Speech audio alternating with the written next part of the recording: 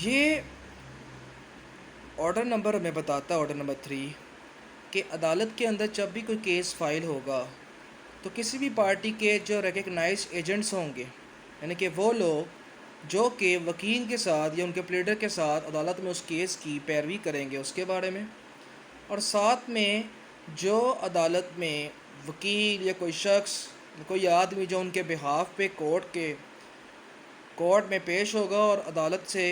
अदालत के सामने उस केस की पैरवी करेगा, उसके बारे में बताता है कि वो किस किस्म के लोग हो सकते हैं और उनके अपॉइंटमेंट का तरीका क्या है, वो कैसे तैनात किए जाएंगे, उनको कैसे इंतखाब किया जाएगा, उसका प्रोसीजर क्या होगा, उसके मामलात कैसे होंगे और उनको अदालत में केस के अंदर किस तरीके से उनको लेके उन तमाम चीज़ों को लेके चला जाएगा। तो इसका रूल नंबर 1 CPC 1898 का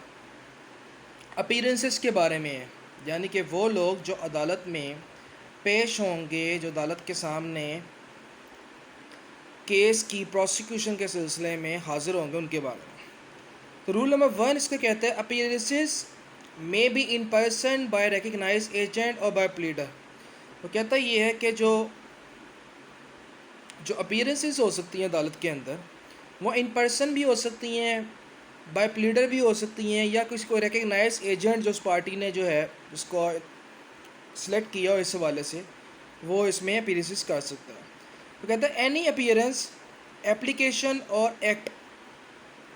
in or to any court required or authorized by law to be made or done by party in such court। तो कहता है कोई भी अपीयरेंस जो कि एप्लीकेशन किसी दरख्वास्त की बुनियाद पर या किसी एक्ट की बुनियाद पर ऊपर किसी कोर्ट के अंदर जब जो कि जिस तरह के कानून ने जिसका बताया है उसके मुताबिक की जाएगी अदालत के अंदर, मे एक्सेप्ट, वो की जा सकती है except where otherwise expressly provided by any law for the time being in force be made or done by the party in person or by its agent or by a pleader appearing, applying or acting as the case may be on this behalf। वो कहता ये है कि जो appearances होंगी pleader की, recognise agent की या इन पर्सन किसी भी शख्स की, ये तो कोई भी कर सकता है, लेकिन उसने कुछ कंडीशनलिटीज़ लगाई हैं कि अगर मिसाल के तौर के ऊपर अदालत डायरेक्शन की देती है कि कोई प्लीडर या कोई रिकग्नाइज एजेंट या कोई शख्स इन पर्सन पेश हो, तो तब ये चीज़ उसके ऊपर क्या होती है, वो उस तरह अप्लाई नहीं होती ये रूल, यानी कि उसको भी बज़ाते खुद पेश होना पड़ेगा। Provided at any such appearance shall if the court so directs be made by the party in person. वो कहता ये है, इस पर एक चीज़ लगाई गई है कि उसमें ये होगा ये कि सच अपीयरेंस होगी, ये की जाएगी कोर्ट अदर जिसकी डायरेक्शन देता है, अदरवाइज़ इसको नॉर्मल वे में किया जाएगा कि आपका प्लीडर जो है अदालत में पेश हो रहा है, वकील अदालत के अंदर केस के लिए पेश हो रहा है। रूल नंबर 2 है रिकग्नाइज एजेंट्स के बारे में कि कौन लोग जो हैं वो रिकग्नाइज एजेंट्स हो सकते हैं किसी पार्टी के। The recognise agents of parties by whom such appearances, application and acts may be done or done are. तो कहता है वो तमाम रिकग्नाइज एजेंट जिनके ज़रिए से अपीयरेंसेस हो सकती हैं, ये एप्लीकेशन या और जो एक्ट किए जाते हैं, may be done or done, या भी जो किए जा सकते हैं, यानी कि वो पार्टी रिकग्नाइज एजेंट्स जो पार्टीज़ होती हैं उनके सामने जो अपीयरेंसेस कर सकता है जो दरख्वास्त के ऊपर उनकी, वो कौन से लोग हैं उसकी कैटेगरी है वो बताने लगा। Persons holding power of attorney, वो लोग जिनके पास पावर ऑफ अटॉर्नी है। Authorising them to make and do such appearances, जिनको वो ऑथराइज़ करता है कि वो इसकी अपीयरेंसेस करें, यानी कि जिनको उन्होंने नामज़द किया होता है इस हवाले से।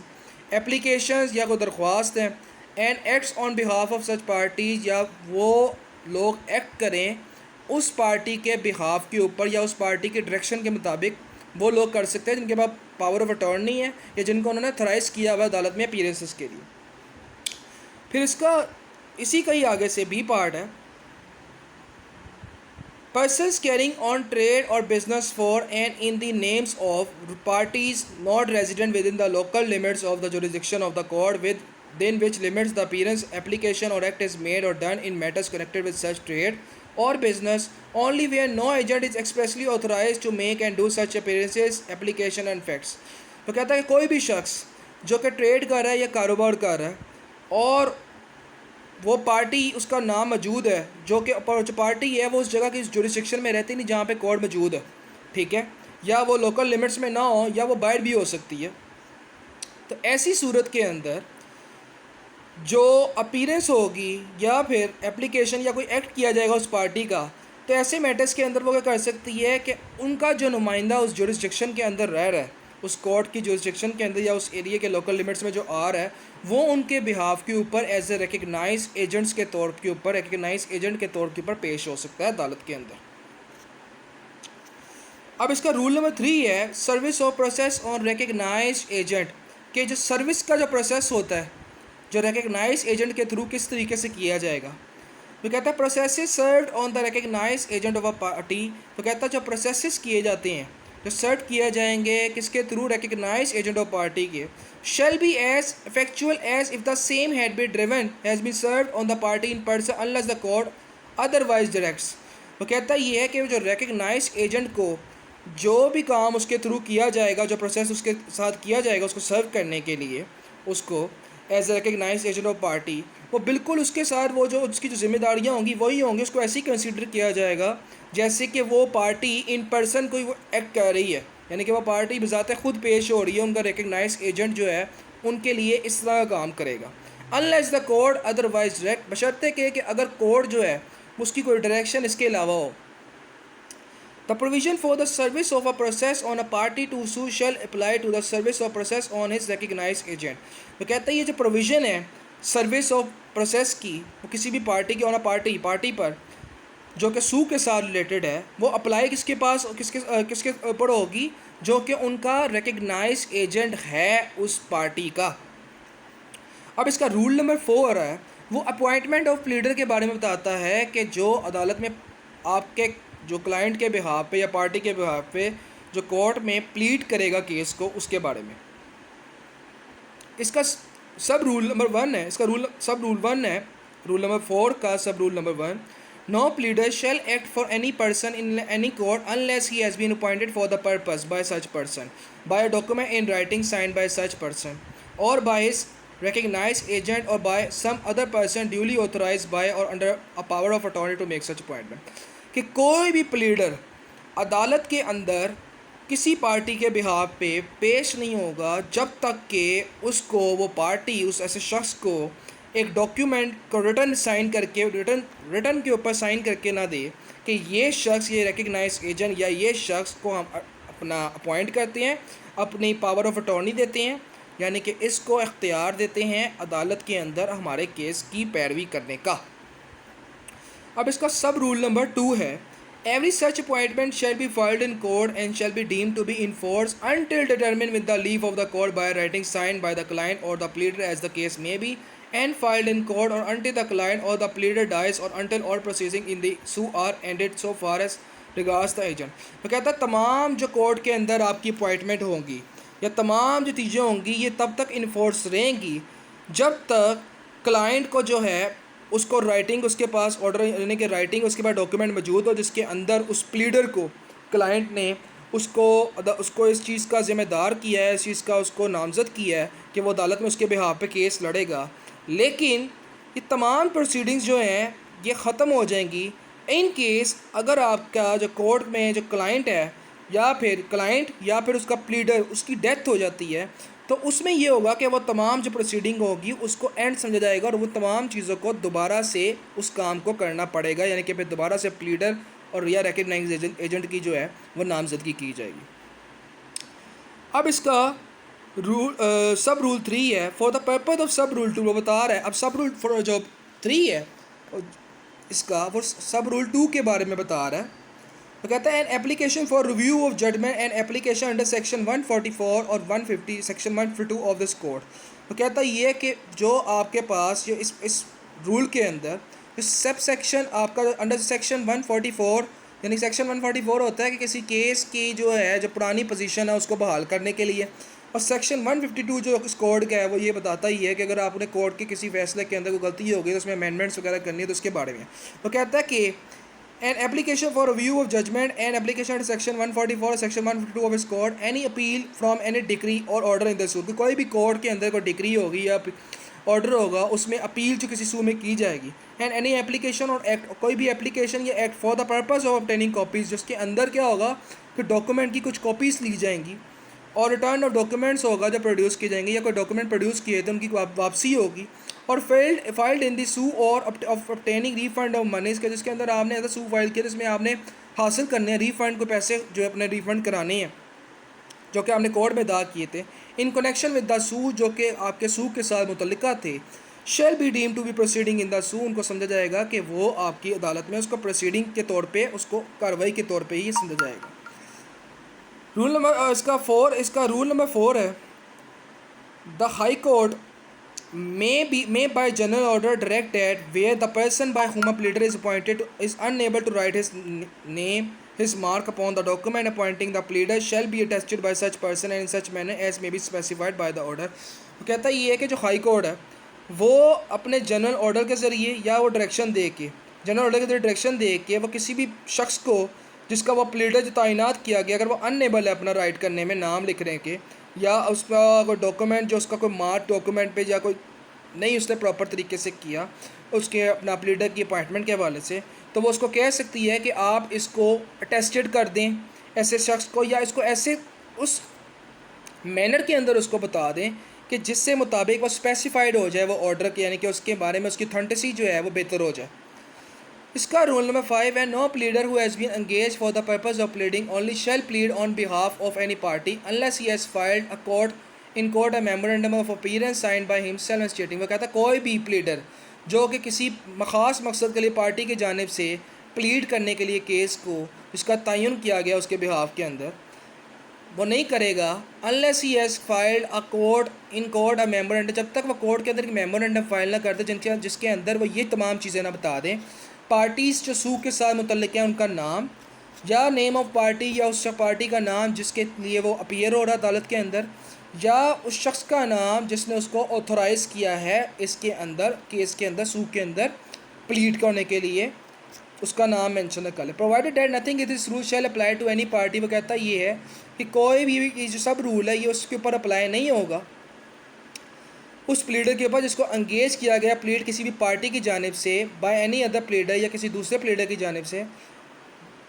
Who has been duly appointed to act in court on behalf of party, जो कि नामजद किया गया कोर्ट के अंदर उस पार्टी के बिहाफ पे पेश होने के लिए। रूल नंबर इसका 5 है, service of process on pleader. वो कहता है ये कि सर्विस किस तरीके से की जाएगी प्लीडर को।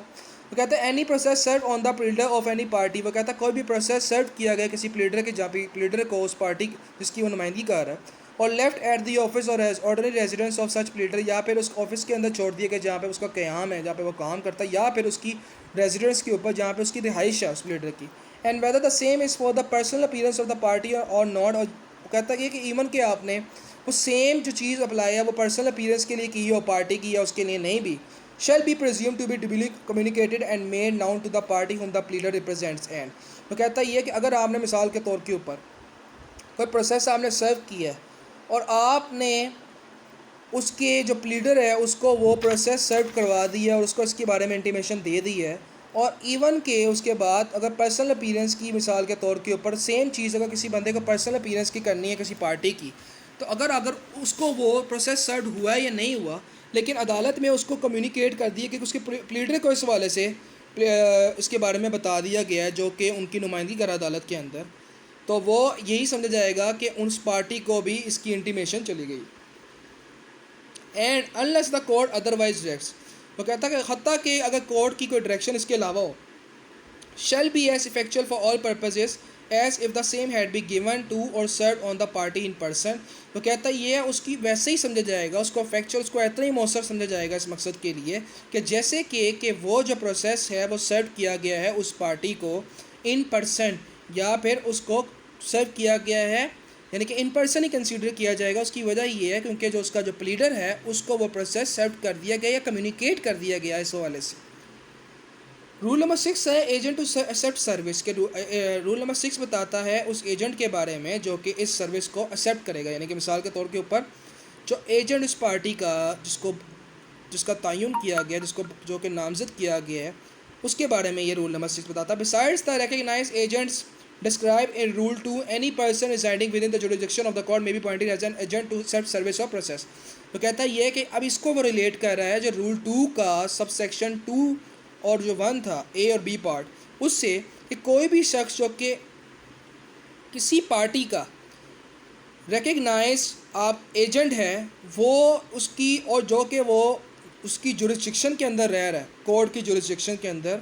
तो उसको जिसको नामजद किया गया है उसने रिकग्नाइज एजेंट के तौर पे, वो पार्टी ने उसको कोई प्रोसेस अगर वो सर्विस एक्सेप्ट कर लेगा तो इसको ऐसे ही समझा जाएगा जैसे उस पार्टी ने उस सर्विस को एक्सेप्ट कर लिया है, यानी कि जो कोर्ट का जो प्रोसेस है या उसकी कम्युनिकेशन है उसको ऐसे ही समझा जाएगा जैसे उस पार्टी को कर दी गई है। इसका rule sub section 2 appointment to be in writing and to be filed in court. वो कहता है ये कि जो अपॉइंटमेंट होगी वो राइटिंग में होगी और फाइल्ड इन कोर्ट, और कोर्ट के अंदर जो है उसको फाइल किया जाएगा। सच अपॉइंटमेंट में भी स्पेशल और जनरल, कोई भी ऐसी नामजदगी जो कि ख़ास है या फिर आम है। And shall be made by any instrument in writing sign by the principal. वो कहता है वो की जाएगी प्रिंसिपल की जानिब से इन राइटिंग के अंदर। एंड सच इंस्ट्रूमेंट ऐसा इंस्ट्रूमेंट, और if the appointment is general, और अगर अपॉइंटमेंट जनरल है, a certified copy thereof shall be filed in court, तो उसकी एक सर्टिफाइड कॉपी यानी कि उसकी एक सर्टिफाइड कॉपी जो होगी, जो तस्दीक शुदा अपना कॉपी होगी, वेरीफाइड कॉपी, वो अदालत के अंदर उसको फाइल किया जाएगा। अब इसी का सब सेक्शन 3 बताता है the court may at any stage of a suit and whether upon the application made to it और of its own motion directs any party to the suit not having a recognized agent residing within the jurisdiction of the court to appoint within a time to be specified an agent within every jurisdiction of the court to accept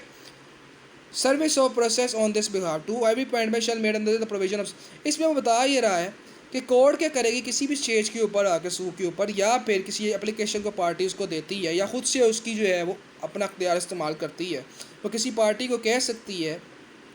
कि जो कि उसका कोई अगर उसका recognise agent है वो court की जुरिस्डिक्शन में नहीं रह रहा, तो वो उसको कह सकती है कि वो टाइम दे सकती है कोर्ट उसको उसकी अपॉइंटमेंट का किसी ऐसे शख्स का जो कि कोर्ट की जुरिस्डिक्शन में रह रहा है, ताकि केस की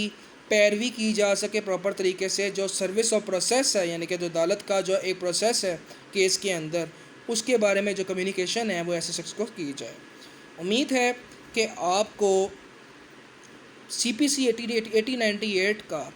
ऑर्डर नंबर 3 जो कि रिकग्नाइज एजेंट और इसकी प्लीडर्स के बारे में है, इसकी बेहतर अंडरस्टैंडिंग आपको होगी और आपको मज़ीद वीडियोस को देखने के लिए आपको चाहिए कि आप ऐसा करें कि हमारे चैनल को सब्सक्राइब करें और सब्सक्राइब करके साथ लाइक कर लें, ताकि आने वाली वीडियोस जो हैं वो आपको इजीली एक्सेसिबल हो सकें और आपकी लर्निंग का जो इसके हवाले से CPC के हवाले से है मज़ीद बेहतर होती जाए वक्त के साथ साथ। अल्लाह आप सबका हामी और नासिर हो। अल्लाह हाफ़िज़।